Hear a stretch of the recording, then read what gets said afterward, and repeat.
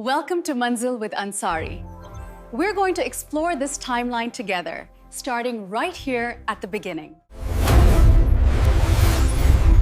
आज की इस गहन चर्चा में बहुत बहुत स्वागत है।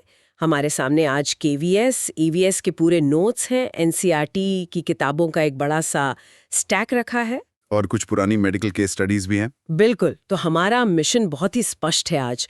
हमें इन सारे स्रोतों को डिकोड करना है।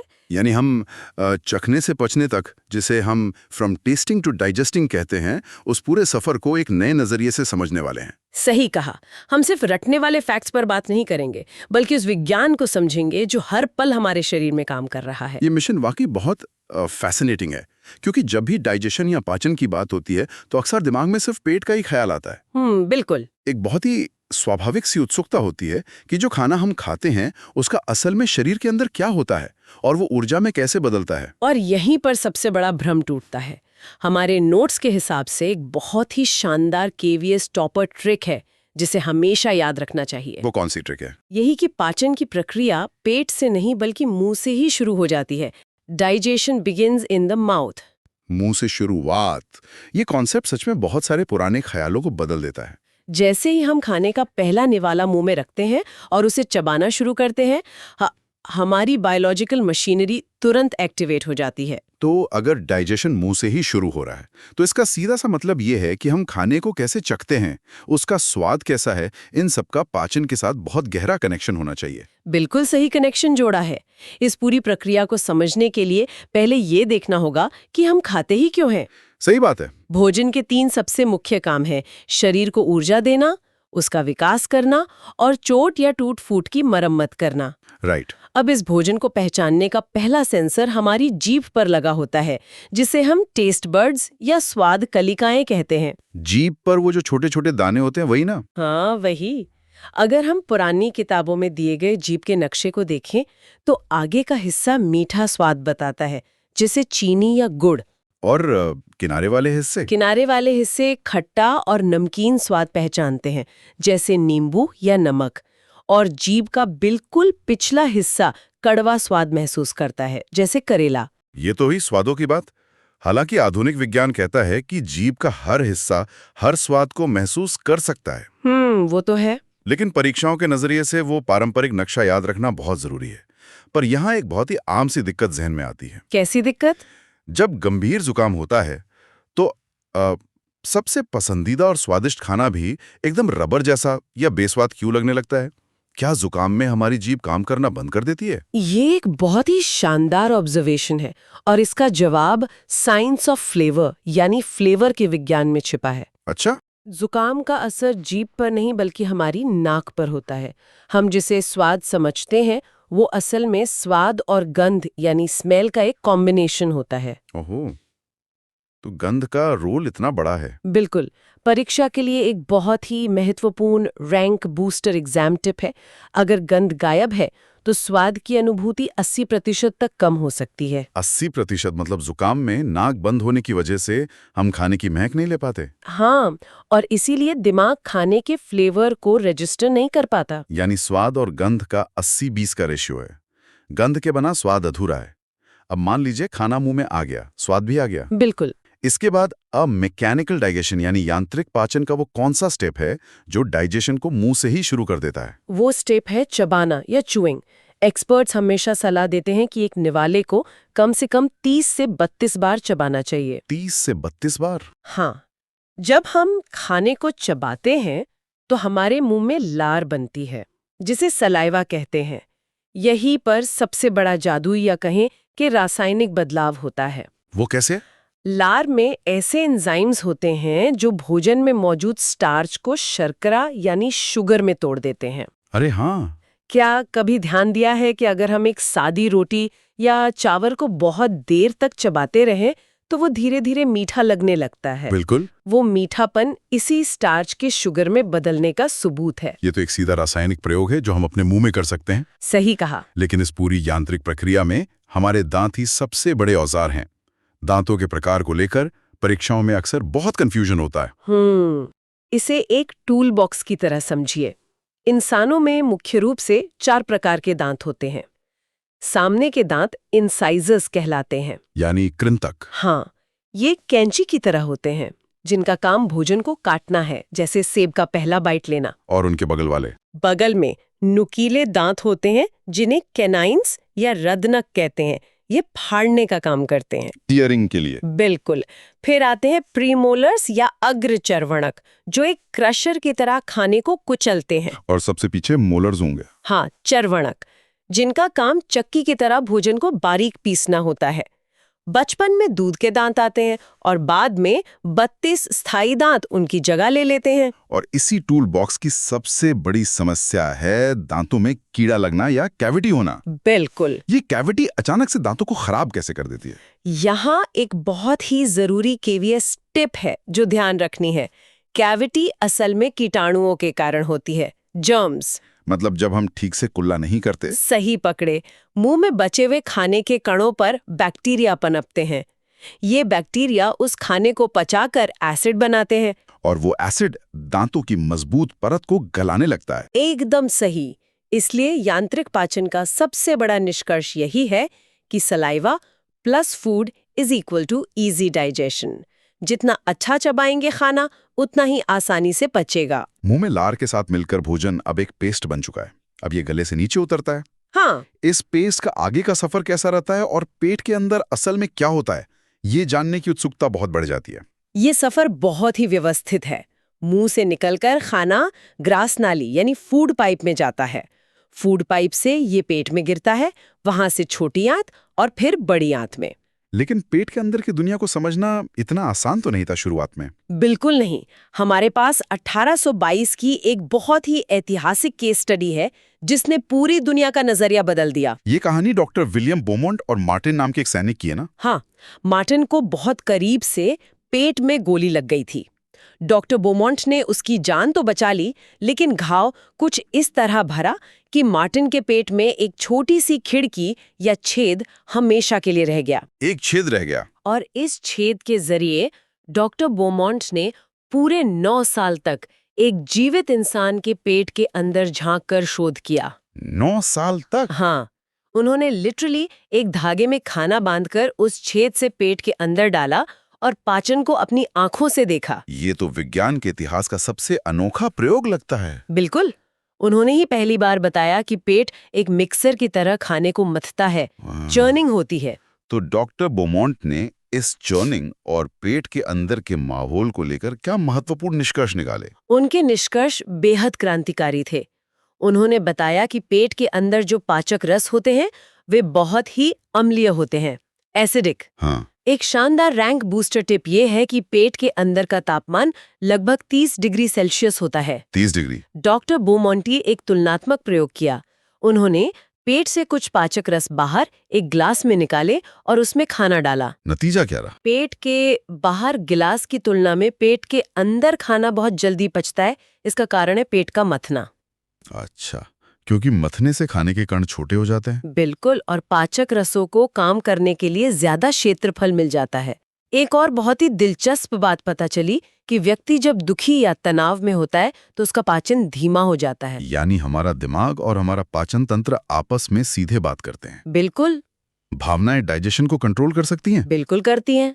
अब अगर खाने से मिलने वाली ऊर्जा की बात करें तो जब शरीर रूपी इस इंजन में ईंधन की कमी होती है तो शरीर कैसे रिएक्ट करता है? जब ईंधन कम होता है तो शरीर पूरी ताकत से अलार्म बजाता है। अलार्म? हाँ, भूख के लक्षणों के रूप में, जैसे बहुत तेज सिर दर्द होना, थकान महसूस होना या बेवजह गुस्सा आना। आजकल लोग इसे हैंग्री होना भी कहते हैं, यानी हंग्री प्लस एंग्री। सही कहा। जब शरीर इस स्थिति में पहुंच जाता है और उसे तुरंत ऊर्जा की जरूरत होती है तो ग्लूकोज का रोल शुरू होता है। इंस्टेंट एनर्जी के लिए? हाँ, ग्लूकोज सीधा रक्त में जाकर घुल जाता है। इसे पचाने में समय नहीं लगता और ये मीठा होता है। ग्लूकोज के सीधे रक्त में मिलने की बात से नीतू की कहानी याद आ रही है जो सिलेबस में दी गई है।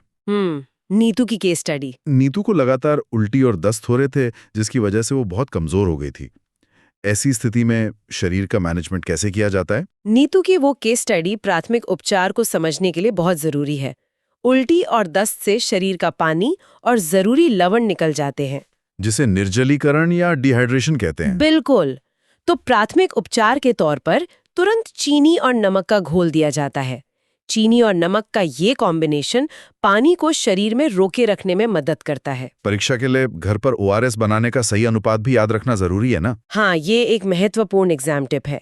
1 लीटर उबले और ठंडे पानी में 6 चम्मच चीनी और आधा चम्मच नमक मिलाना चाहिए। और अगर स्थिति बहुत गंभीर हो जाए तो? तब मरीज को अस्पताल में ग्लूकोज ड्रिप चढ़ाई जाती है, ताकि बिना कुछ खाए पिए सीधे उसके खून में ऊर्जा पहुंचाई जा सके। तो ग्लूकोज ड्रिप एक इमरजेंसी उपाय है, लेकिन सामान्य दिनों में शरीर रूपी इस गाड़ी को ठीक से चलाने के लिए हमें एक संतुलित आहार की जरूरत होती है। बिल्कुल, बैलेंस डाइट बहुत जरूरी है। तो ऊर्जा देने वाले मुख्य खाद्य पदार्थ कौन से हैं और उनमें क्या अंतर है? संतुलित आहार वो है जिसमें हर पोषक तत्व सही अनुपात में हो। ऊर्जा के 2 मुख्य स्रोत हैं, कार्बोहाइड्रेट्स और वसा यानी फैट्स। कार्बोहाइड्रेट मुख्य स्रोत है ना? हाँ, जो हमें चावल, आलू, गेहूं से मिलते हैं। जो लोग बहुत भारी शारीरिक मेहनत करते हैं, जैसे मजदूर या किसान, उन्हें ज्यादा कार्बोहाइड्रेट की आवश्यकता होती है। दूसरी तरफ वसा है, जो तेल, मक्खन, घी और मेवों से मिलती है। सही, वसा कार्बोहाइड्रेट की तुलना में ज्यादा ऊर्जा देती है और शरीर को गर्म भी रखती है। अगर वसा से ज्यादा ऊर्जा मिलती है तो ये सवाल आना बहुत स्वाभाविक है कि लोग ज्यादा कार्बोहाइड्रेट क्यों खाते हैं? क्या हमें सिर्फ फैट्स पर निर्भर नहीं रहना चाहिए? ये एक बहुत ही बड़ा ट्रैप है। शरीर अतिरिक्त वसा का इस्तेमाल तुरंत नहीं करता, वो उसे भविष्य के लिए शरीर में चर्बी के रूप में जमा कर लेता है। और बहुत अधिक वसा मोटापा और हृदय रोगों का कारण बनती है। बिल्कुल, यहाँ एक रैंक बूस्टर ट्रिक याद रखनी चाहिए। कार्बोहाइड्रेट्स का मतलब है इंस्टेंट एनर्जी या तात्कालिक ऊर्जा, और फैट्स का मतलब है स्टोर्ड एनर्जी यानी संचित ऊर्जा। समझ गया। इसके अलावा जब हम आहार की बात कर रहे हैं तो दूध का जिक्र जरूरी है, जिसे पूर्ण भोजन या कंप्लीट फूड माना जाता है, क्योंकि इसमें लगभग सारे जरूरी तत्व होते हैं।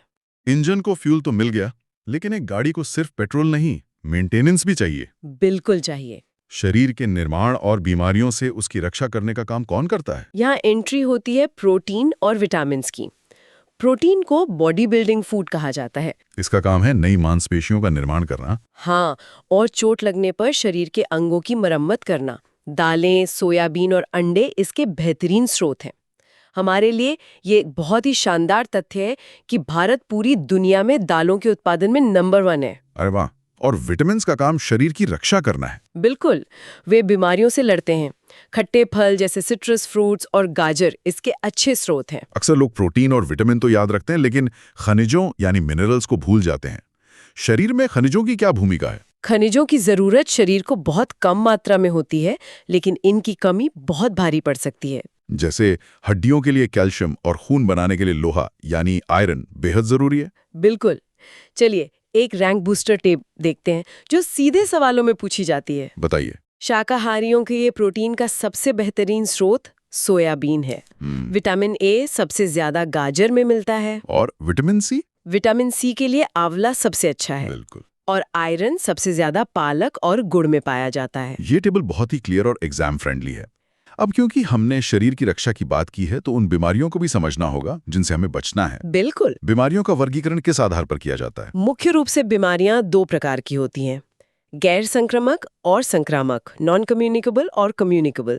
गैर संक्रामक बीमारियां वे हैं जो एक इंसान से दूसरे इंसान में नहीं फैलती। सही। ये आमतौर पर खराब जीवन शैली, पौष्टिक तत्वों की कमी या प्रदूषण से होती हैं। जैसे पोषक तत्वों की कमी से होने वाला रोग, जैसे धूम्रपान से होने वाला हृदय रोग। गैर संक्रामक तो व्यक्ति की अपनी आदतों से जुड़ी हैं, लेकिन संक्रामक बीमारियां जो फैलती हैं, वे आखिर एक शरीर से दूसरे शरीर तक पहुंचती कैसे हैं? ये बीमारियां कीटाणुओं के जरिए फैलती हैं और इन्हें फैलाने के लिए वाहकों या वेक्टर्स की जरूरत होती है। ये हवा, पानी, भोजन या कीड़े मकोड़ों के जरिए फैल सकती है ना? बिल्कुल। परीक्षाओं के लिए ये एग्जाम टेबल बहुत जरूरी है। जल और भोजन से फैलने वाली बीमारियां हैं हैजा और टाइफॉइड। और वेक्टर या मच्छर से फैलने वाली? वो है मलेरिया और डेंगू। इसके अलावा वायरस जनित बीमारियां जो हवा या संपर्क से फैलती हैं, जैसे पोलियो और सर्दी जुकाम। इन संक्रामक बीमारियों को रोकने का सबसे मजबूत हथियार है टीकाकरण या वैक्सीनेशन। बिल्कुल, जो हमारे इम्यून सिस्टम को पहले से ही लड़ने के लिए तैयार कर देता है। बीमारियों को फैलाने वाले इन सूक्ष्म जीवों का एक बहुत बड़ा टारगेट हमारा खाना भी होता है। अक्सर देखा गया है कि बाहर रखा खाना खराब हो जाता है। भोजन को खराब करने की ये प्रक्रिया क्या है? खाने को सड़ाने के पीछे इन्हीं सूक्ष्म जीवों यानी माइक्रोब्स और कवक का हाथ होता है, फंगस। खराब खाने की पहचान तो बहुत आसान है। उसमें से दुर्गंध आती है, उसका रंग बदल जाता है या दूध फट जाता है। हाँ, सबसे आम उदाहरण है ब्रेड का। अगर नम ब्रेड को बाहर छोड़ दें तो उस पर हरे या काले रंग के धब्बे आ जाते हैं। ये फफूंद या कवक है? हाँ, लेकिन एक सवाल जहन में आता है कि ये माइक्रोब्स अचानक से बंद कमरे में रखी ब्रेड पर कहाँ से आ जाते हैं? यही विज्ञान की एक बहुत ही हैरान करने वाली सच्चाई है और एक शानदार एग्जाम फैक्ट भी है। क्या? सूक्ष्म जीव हर जगह हैं, हवा में, पानी में, सतहों पर। बस वे इतने छोटे हैं कि बिना माइक्रोस्कोप के हम उन्हें देख नहीं सकते।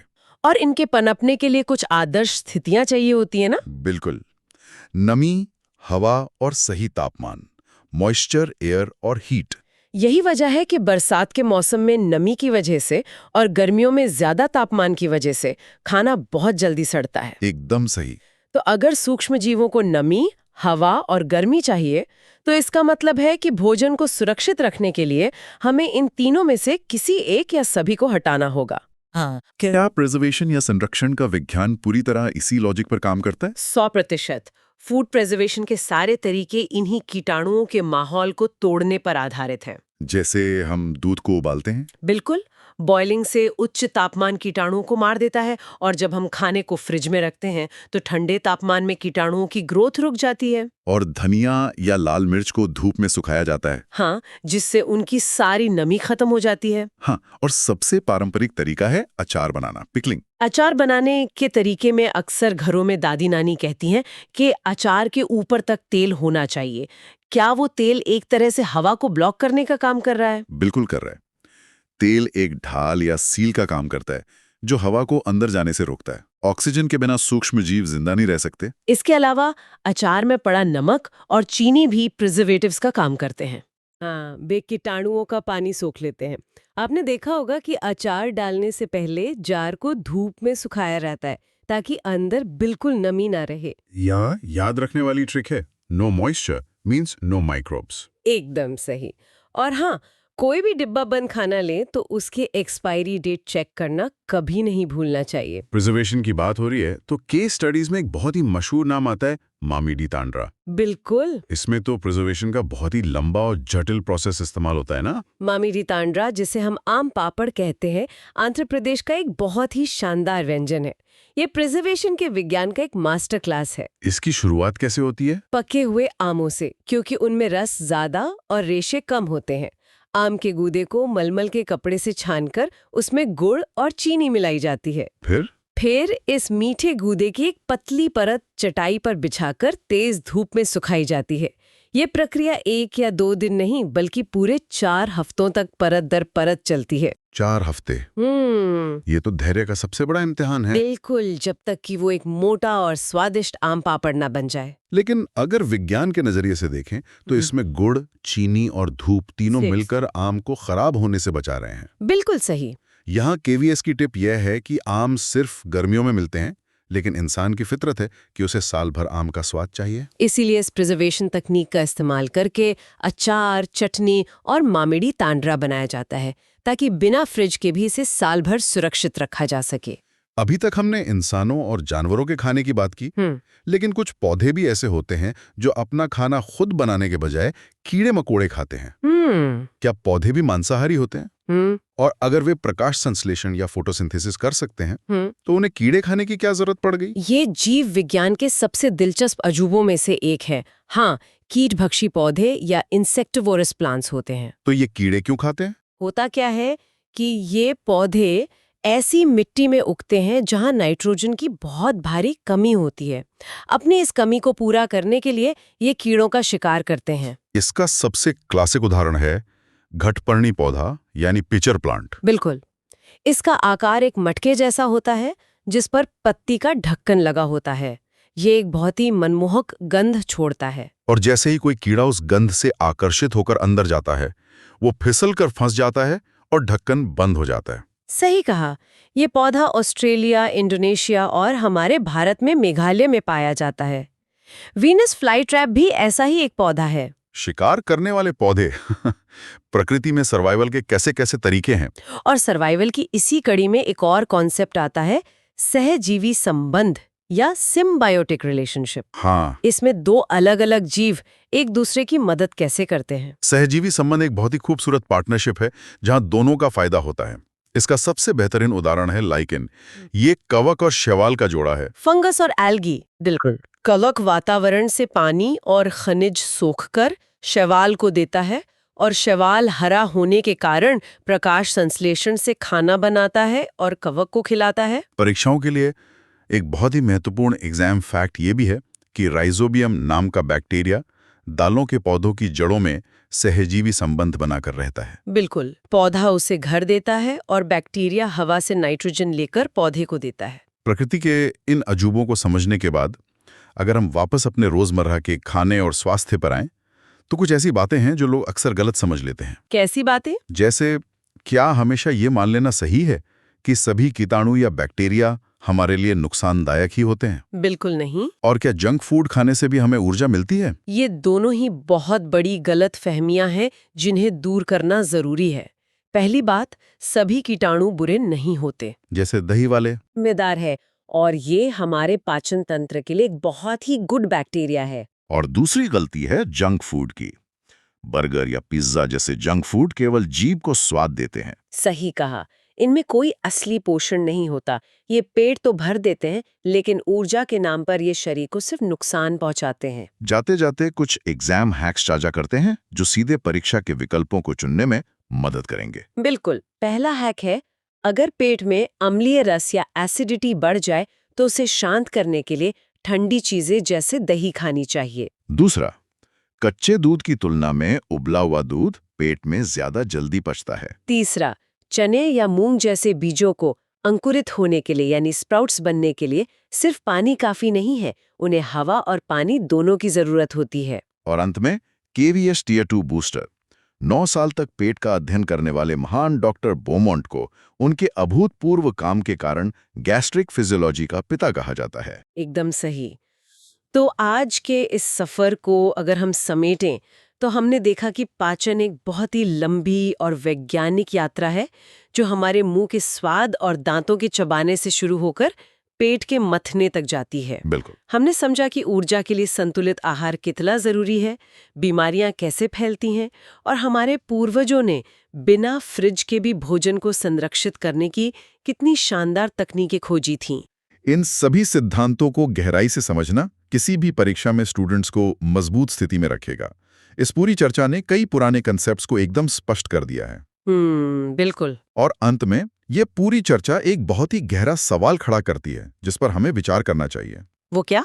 सोचिए, आज के समय में जो आधुनिक प्रोसेस्ड फूड हम खा रहे हैं, जिन्हें बहुत ज्यादा चबाने की जरूरत ही नहीं पड़ती, जो सीधे निगले जा सकते हैं, क्या वे हमारे प्राकृतिक पाचन तंत्र को भ्रमित कर रहे हैं? ये तो बहुत ही सोचने वाली बात है। अगर विज्ञान कहता है कि पाचन मुंह से शुरू होता है, तो क्या बिना चबाए हम अपने ही शरीर की प्राकृतिक मशीनरी को दरकिनार करके अपना नुकसान नहीं कर रहे हैं? ये वाकई एक बहुत ही शानदार विचार है जो हमें अपनी आदतों पर दोबारा गौर करने के लिए प्रेरित करता है। आज की इस गहन चर्चा में बस इतना ही। सीखते रहिए और अपने आसपास मौजूद विज्ञान को पहचानते रहिए।